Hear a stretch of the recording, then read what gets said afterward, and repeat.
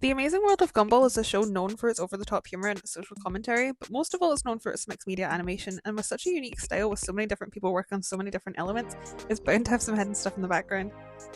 I think most people are aware that Rob can be seen in the original episode about the Void, and I imagine a lot of people are aware of Mr. Small's pride flag as well, so I'm going to point out some things that you might not have noticed. I'll also throw in some random fun facts here and there too. I'm going to start with the detail that inspired this video in the first place. Did you know in the shell, the first time we ever see Banana Barbara's paintings, the painting that causes Gumball to spiral and the oracle can be seen near the door? Speaking of Barbara's paintings, we're going to jump all the way forwards to the wonderfully weird world of Gumball. Did you know that in The Mister, Barbara walks by and can be seen holding a painting of the final scene from the rewrite where the Shady Man leaves the Void through a door and the Awesome Store teleports Rob back to Elmore? While we're on that note, there's a doll of Rachel in the background of the rewrite, but I think a lot of people have pointed that one out already. I certainly noticed it on my first watch. In the triangle, while this is something you'd likely notice on rewatches, it's easy to miss. When Darwin drops the Swanee whistle during rehearsal, you can see Leslie putting the chewing gum into it to sabotage him. The face he makes afterwards is one you're less likely to miss. Also, the title of this episode is likely alluding to the hate triangle between Gumball, Darwin and Leslie, not just Gumball's assigned instrument. Richard has an iconic signature which we see in the apology, however in the money when he signs the Joyful Burger contract, his signature has changed. In the diary, we learn Wilson is gay, or at least that he likes boys, but we actually could have figured this out years earlier, and I'm not talking about just making assumptions.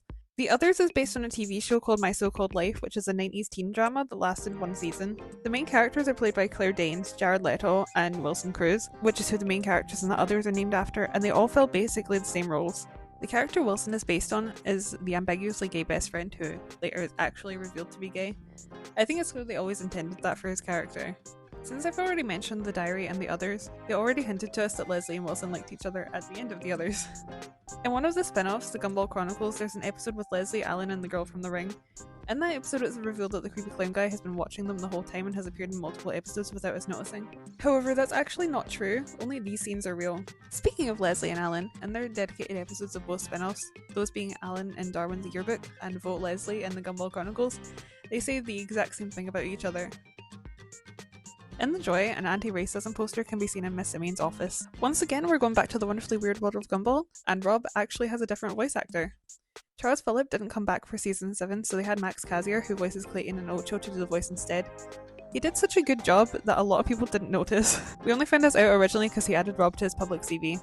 Multiple characters are named after real people, such as Tobias, Rachel, Alan, Mr. Small, and Granny Jojo. In the labels, we learn Hexagon Lady's last name is Coombs, and if we assume she's also named after a team member, her full name is likely Jessica Coombs. Staying on this topic, this fact isn't something you'd learn from watching Gumball, but rather through watching other British TV shows. Joanna Beresford, who is Granny Jojo's namesake, is the same Joanna Beresford who works on all the popular TV shows over here, like Taskmaster, 8 out of 10 Cats, and Would I Lie to You? Speaking of Granny Jojo, Sandra Searles Dickinson, the person who voices her, is David Tennant's mother-in-law. In The Anybody, Clayton says he's been disguising himself as various objects. In The Lady and the Cage, you can actually see him in the background as two of the objects he said he was. Also in The Man, Frankie has a poster on his wall of one of the photos Gumball uses to cheer up Mr. Robinson in the Poltergeist.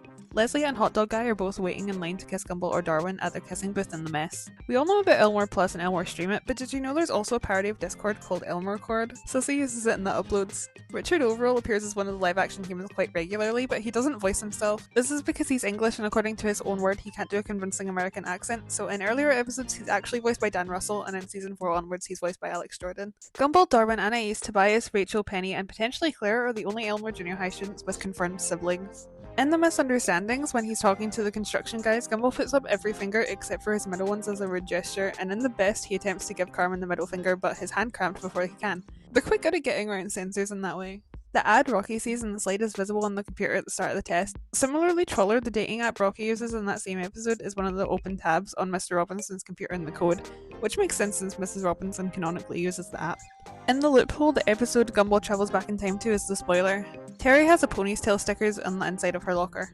In The X, Rob most likely picked Banana Joe specifically as his new nemesis so he could learn more about Banana Barbara, since she knows even more than Rob does about the world of Elmore. In The Vegging, the Wheel of Fortune answer is the show will end at season blank, with the final word being 1 digit. Since this episode takes place during season 6, and with Barbara most likely interfering with the universe the entire episode, it was probably her trying to tell them that the world was about to end. In The Candidate, there's a colour reel poster in the background and it has Leslie's face, for some reason. During the Witchwood High segment in the spin-offs, the music that plays when they cut to a commercial is the same music Gumball and Darwin sang on the tape.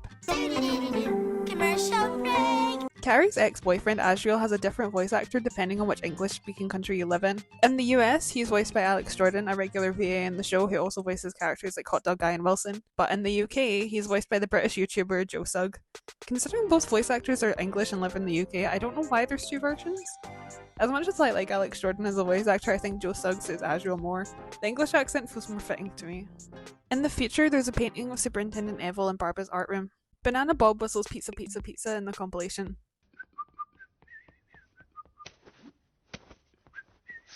The title card for The Curse of Elmore isn't just a random cloud, it's Tobias' silhouette which foreshadows the twist ending that he's been pranking Alan and Leslie. In Folk Gumball and Bobbert, the names of Gumball's Elmore plush friends are completely messed up, so you've got Gregory as Carrie, Sarah as Tobias, Alan as Leslie, Billy as Masami, and Banana Joe as Billy. For some reason. Going back to the opening scene and the rewrite, I've already mentioned Rachel, but did you notice the 3D model of Gumball in the same scene? Or that the creature in the cage is actually Miss Simian's season 1 model? In the diary, when Claire is walking through the gym and everyone else is getting injured or otherwise involved in the drama, Leslie isn't. We can see him standing there panicking, but he never gets physically affected by what's happening. That means he's conscious to remember the incident and can write about it in his diary. Nice little piece of foreshadowing there. For one shot in the flower, Carmen's season 1 design was used instead of her season 2 design. The woman who voices Jodie is married to the man who voices the showerhead in the singing. Penny has the most major roles for a non-Watterson, and she still only has 16 out of the 280 total episodes. Both times Darwin claimed that he couldn't speak a language, it was a form of Chinese, and the phrase that he said translated to saying that he couldn't speak that language. Okay, that's all 40 details I have for you. If you know any random facts or details I haven't mentioned, feel free to mention them in the comments and I might make a part 2. I've been a fan of the show since I was 6, and even some of these I only noticed or found out within the last month, so I'm sure there'll be plenty more other things for me to point out. But for now, I will say goodbye, and I will hopefully see you in the next one. Goodbye.